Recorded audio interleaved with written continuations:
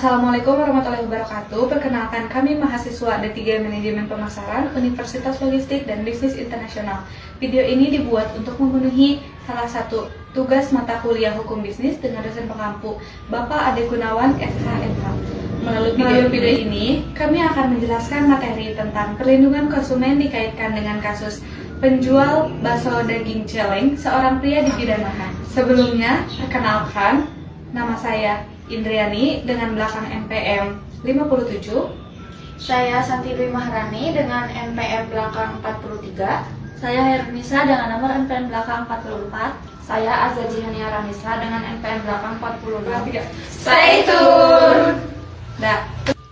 Dalam pasal 1 angka 2 Undang-Undang Nomor 8 Tahun 1999 tentang perlindungan konsumen bahwa setiap orang pemakai barang dan jasa yang tersedia dalam masyarakat, baik bagi kepentingan diri sendiri, keluarga, orang lain maupun makhluk hidup lainnya, dan tidak untuk diperdagangkan. Unsur konsumen terdapat menjadi 6. Yang pertama, setiap orang. Yang kedua, pemakai. Yang ketiga, barang dan jasa. Yang keempat, yang tersedia dalam masyarakat. Yang kelima, bagi kepentingan diri sendiri, keluarga, orang lain, atau makhluk hidup lainnya. Dan yang terakhir, barang atau jasa yang tidak untuk diperdagangkan.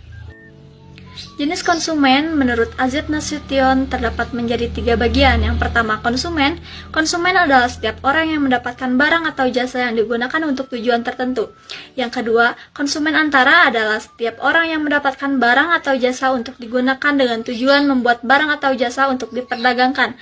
Yang terakhir, konsumen akhir adalah setiap orang yang mendapatkan dan menggunakan barang atau jasa untuk tujuan memenuhi kebutuhan pribadi.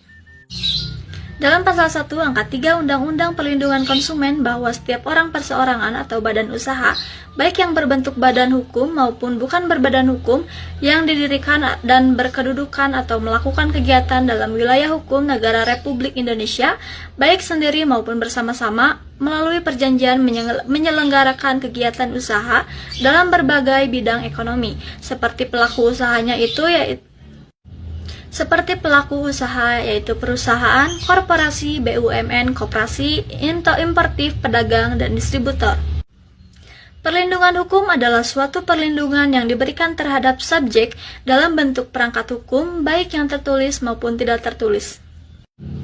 Dalam pasal 4, konsumen berhak atas kenyamanan, keamanan, informasi yang benar, kebebasan memilih, didengar pendapatnya, mendapatkan perlindungan hukum, pendidikan, perlakuan yang adil, kompensasi, serta hak lain sesuai peraturan perundang-undangan.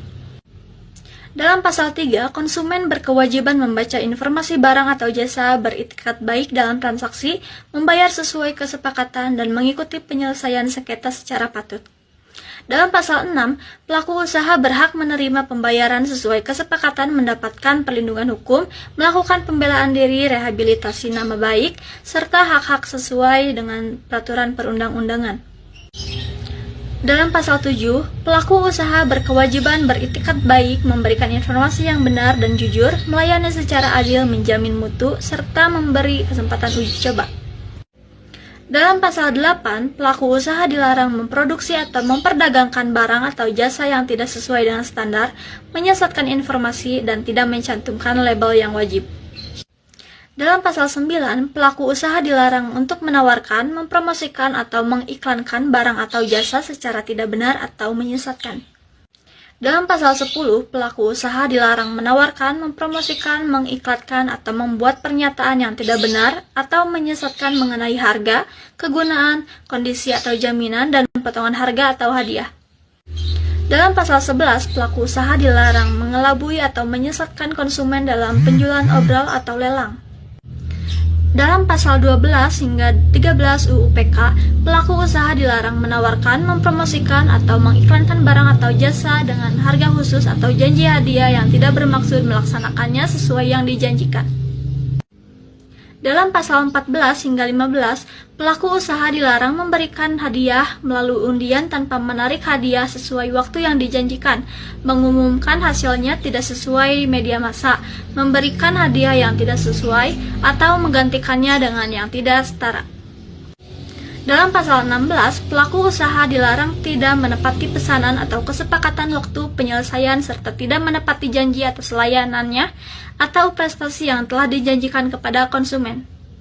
Dalam pasal 17, pelaku usaha periklanan dilarang membuat atau menyebarkan iklan yang menyesatkan atau mengelabui konsumen, berisi informasi yang salah, tidak mencantumkan resiko pemakaian, atau mengeksploitasi individu tanpa izin.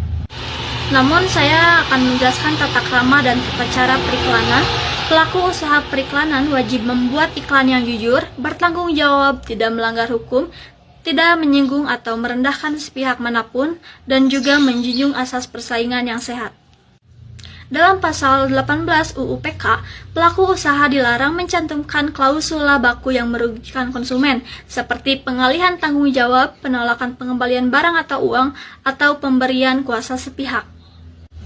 Namun di sini juga saya akan menjelaskan tanggung jawab pelaku usaha. Pelaku usaha bertanggung jawab memberikan ganti rugi atas kerusakan, pencemaran, atau kerugian akibat barang atau jasa yang dikonsumsi, berupa pengembalian uang, penggantian barang atau jasa yang sejenis, perawatan kesehatan, atau santunan. Namun di sini juga ada sanksinya. Pelanggaran terhadap perlindungan konsumen dapat dikenai sanksi berupa ganti rugi perdata, sanksi administratif hingga 200 juta, dan sanksi pidana berupa penjara maksimal 5 tahun atau denda hingga 2 miliar, serta sanksi tambahan seperti perampasan barang, penghentian kegiatan, atau pencabutan izin usaha. Namun ada hukuman tambahannya juga, yaitu dapat berupa perampasan barang tertentu, pengumuman keputusan hakim kepada publik, pembayaran ganti rugi kepada konsumen, dan perintah untuk menghentikan kegiatan tertentu yang menyebabkan kerugian.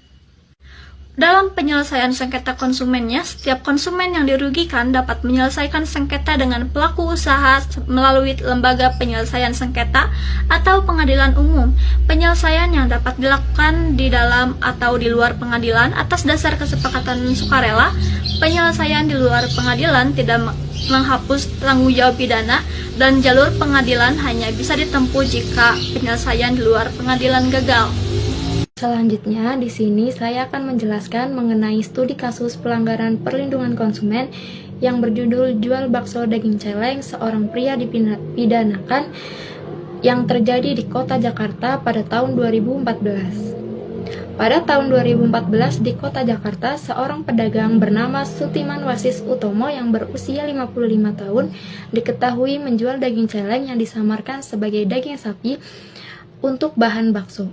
Daging itu ia peroleh dari seorang pria bernama John di Cengkareng tanpa melalui pengawasan resmi dari Dinas Peternakan, yang didistribusikan diam-diam dari berbagai daerah di Pulau Jawa. Kasus ini terbongkar setelah warga melapor ke Dinas Peternakan Jakarta Barat.